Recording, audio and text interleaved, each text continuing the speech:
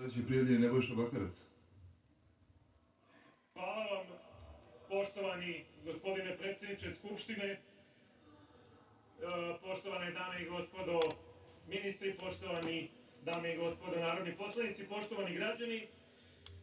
Tužno je samo da tim započnem da se usudio da se javi za reč čovek koji vrši nezakonitu konverziju imovine nedužnih penzionera u njegovu ličnu imovinu u Aranđelovcu, gde nezakonito drži dom za stara lica. To je zaista tužno i sramotno. Dakle, glavni ciljevi da pređem na ovaj zakon gospodina Vesića, koji je najvažniji po meni.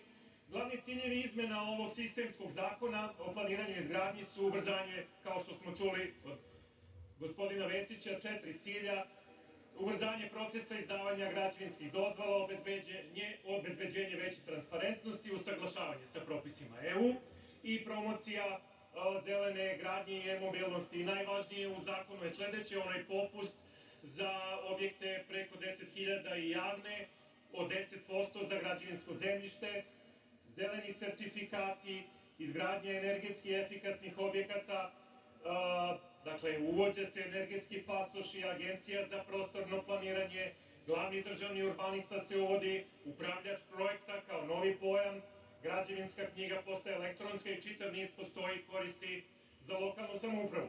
I dakle, ovaj zakon, o tome smo puno govorili, ali treba da ponovimo, konačno rešava onaj problem anahronizma zvanog konverzija, koji više ne postoji nigde, ja mislim, u svetu, niti u Evropi, a i bivše komunističke države, bivše Jugoslavije, koje su nekada pre nekoliko decenija uvele ovo, su odavno od ovoga odustale.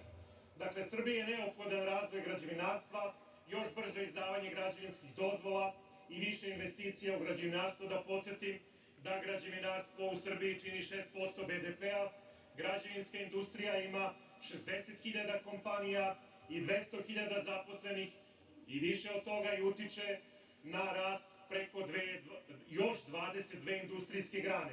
Dakle, izmene ovog zakona, i to je nešto novo, nismo čuli, su podržale, da ne zaboravimo, Evropska unija, Privredna komora Srbije, Savet stranih investitora, Američka privredna komora, Savet zelene gradnje, SKGO, NALED i mnogi drugi. I javna rasprava, ovakva ili onakva, da podsjetim to, nemojte da obmanjujete ljude, ne traje nekoliko dana, nego traje od februara meseca.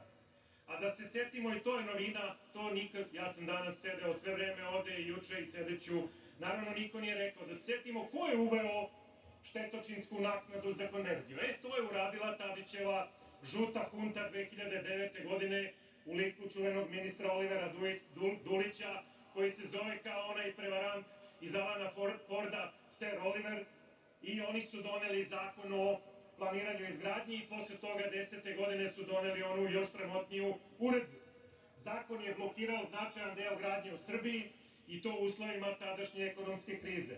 I zakon su lažno, naravno, promovisali, to je bila obmana, kao zakon protiv tajkuna, naravno, zbog Luke Beograda. Da podsjetim, upravo ti tajkuni sa Tadićem su 2008. i zapadnim ambasadorima su formirali, to je sastavili vladu 2008. godine.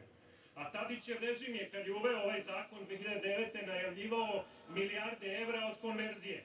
A nismo imali milijarde evra od konverzije, nego je država imala do dana današnjeg milijarde evra štete od tog jednog od najštetnijih zakona koji je ikad usvojen.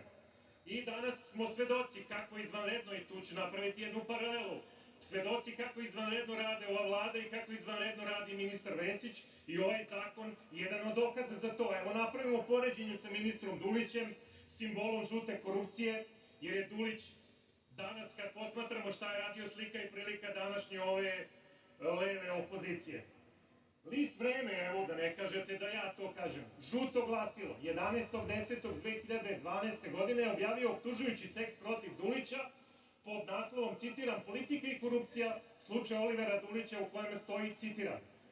Pazite ovo, isto tako, kaže Vreme, na slovenačkoj granici je Dulić svojevremeno uhvaćen sa 200-300 hiljada evra, iz te guže se izvukao, pozivajući se na činjenicu da je srpski ministar, kraj navoda. A činjenica je sledeća: Oliver Dulić je 4.10.2011. godine uhapšen od strane slovenačke policije na granici pošto su mu slovenački carinici u krovu privatnog automobila našli pomenuti novac koji je inače dobio kao mito od jedne slovenačke firme.